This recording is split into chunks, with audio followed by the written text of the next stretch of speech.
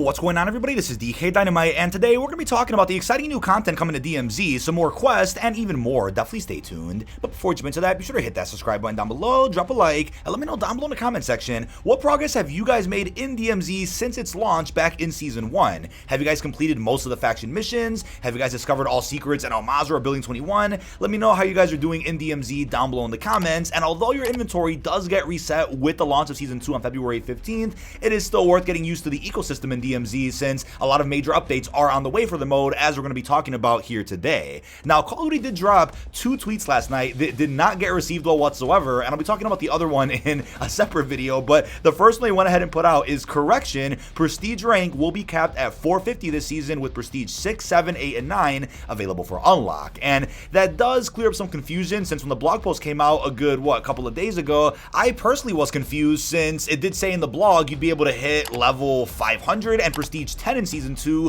which would have meant that the pre-season window of Modern Warfare 2 only gave us access to 50 levels, and then Season 1 added in 200. That's fine, right? We already knew that, but that would have meant that Season 2 should have only added in 200 levels, although nobody would complain if it added in 250 levels, since it's also making up for the fact that we were stuck with Season 1 for, 90 days, so I think an increased level cap makes the most sense for Season 2, but no, unfortunately, it looks like every season to release for this game will only add in 200 additional levels and up to 4 new prestiges. Now, if you guys are looking for some assistance with grinding camos like Polyatomic or Orion for COD 2.0, then be sure to hit up COD Peter over on Twitter for some reasonable prices. His link is, of course, down below in this video's description. Now, in a recent blog post, it was confirmed that there's going to be significant DMZ tuning over in Season 2 beginning on February the 15th. First off, enemy tuning. AI combatants will receive some balance adjustments in the new season that alter the number and types of AI you'll encounter, and there will be changes to their range, accuracy, and other abilities. This should help prevent players from becoming overwhelmed while still providing a challenge, right? Finding that balance is huge for a new extraction-like mode such as DMZ. They're also fixing spawn points. Changes to the starting spawn points around Al Mazrah should improve the opening minutes of the round, ensuring your squad never spawns too far from loot and contract opportunities. Definitely a big problem that a lot of people out there have been vocal about since the mode's launch back in November. And lastly, faction mission resets and tuning. Season 2 introduces all new faction missions, as well as some tuning to their requirements. While later missions will still be challenging, the tasks won't be quite as demanding as in the first season, making each player's journey to unlock the second insured weapon slot more manageable. I'll be making a separate video talking about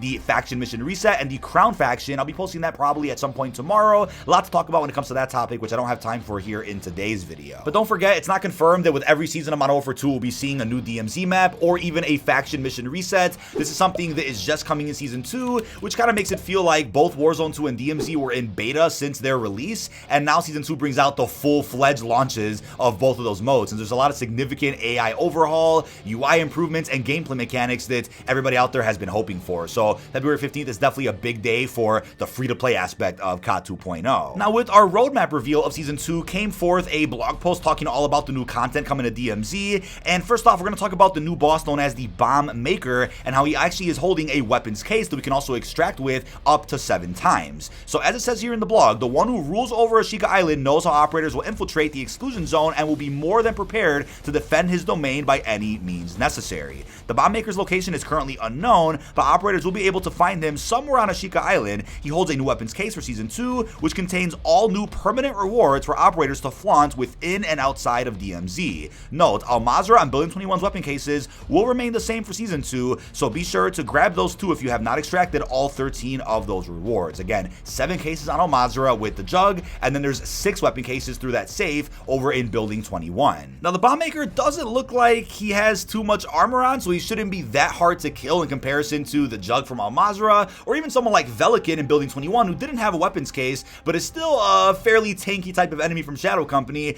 This Bombmaker should go down with just a couple of shots, but don't forget, even the chemist over in Al Mazrah isn't easy to kill either, and he's not wearing much armor, he's just wearing a hazmat suit, so obviously they'll make bosses a little tanky and kind of like bullet sponges just to make DMZ that much harder. But I'm personally looking forward to finding him. He'll probably end up being near the castle or towards the center of Ashika Island. That's totally just a guess right now. I have no idea where he's going to be, but considering his name is Bombmaker, he's probably going to end up setting traps around Ashika Island that kind of hint towards where he's at. Obviously, a couple of weeks ago, some leakers did find references to 2 new bosses coming to DMZ, one known as Pyro and one known as Trapper. Now, it does look like the Bombmaker is probably the guy known as Trapper. That's probably his code name, but Pyro could could be a boss that's either on Ashika Island or is going to be in a future DMZ experience, but considering that both DMZ exclusion zones right now feature 2 bosses each, obviously Al Mazrah has the Chemist, who's holding the M13 blueprint, as you're seeing in the background gameplay. We also have the Jug, who holds the weapons case. You then have Building 21 featuring Velikan, who's holding an exclusive war machine that you can actually extract and use on any DMZ map. He also has a key card. You then have the Wheelson on the 3rd floor of Building 21, who also drops a key card upon destroying him. So it looks like the goal is to have 2 bosses per map. So would not be surprised if Pyro is the second boss that you can find elsewhere. Since the Bombmaker is the one with the weapons case, maybe Pyro's holding an exclusive weapon, such as the M13B blueprint that Chemist had, or the war machine that Velikan had. There is some leaked audio that exists for both Pyro and Trapper, and some leaked audio does suggest that some boss in DMZ is going to be holding a Flamethrower, so that's probably Pyro. And in terms of where he's going to be, that's definitely a big question mark, but I'm sure he'll be a little bit harder to find than the Bombmaker himself. Now, some other updates that could significantly impact DMZ are the following. So in the blog post about Ashika Island, it does mention that redeployed drones and a new combatant known as the Rusher are coming to Resurgence later in season, but that doesn't rule out the possibility of both of those things also coming to DMZ, which you can play on Ashika Island as well. Maybe that'll be something that comes during the mid-season update at some point near March 16th. I think redeployed drones significantly improve gameplay pacing. I mean, we saw that very clearly over in Warzone 1 with Caldera, Rebirth, even Fortune's Keep. Really happy those are coming back, but those will not be available in Resurgence on day 1. Again, that'll be coming out later in season, maybe even before the Reloaded update,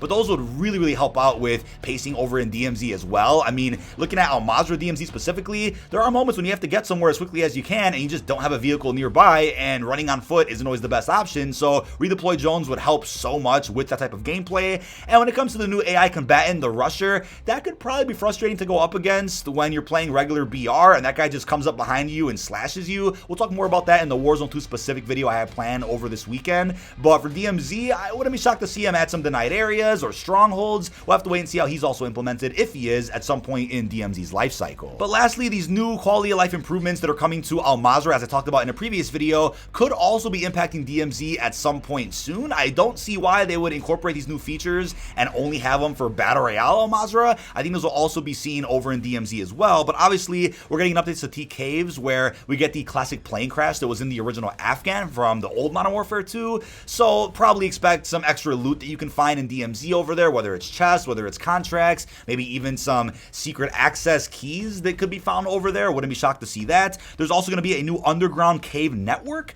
which surely is going to help out with Battle Royale pacing, but to see that on DMZ is also going to be a huge improvement to getting around to certain locations that you might really need to get to, whether it's for a contract, whether it's for an objective you want to do, whatever that case is. I wouldn't be shocked that that's also a denied area in DMZ. That obviously emphasizes the fact that certain areas in DMZ are different when you go onto Battle Royale Al Mazrah, right? Whether it's the secret rooms that are wide open in BR, which obviously aren't in DMZ. We'll have to wait and see how that actually is handled, but also wouldn't be shocked if there's more AI and some other secrets and goodies that are only exclusive to DMZ that you will not see in those new areas for Battle Royale. But with that, there's also a new passengers train coming to Al Mazrah BR on day 1, so that's again something that I highly doubt they're going to leave out of DMZ for Al Mazrah. But to be honest with you guys, I'll be playing so much DMZ on Ashika Island that I probably won't touch Al Mazrah DMZ for quite some time. But I think with any quality of life changes or point of interest updates that we get to Al Mazrah for the BR, probably also means that DMZ will get some of those changes, whether it's new secret rooms and new access keycards that didn't exist prior.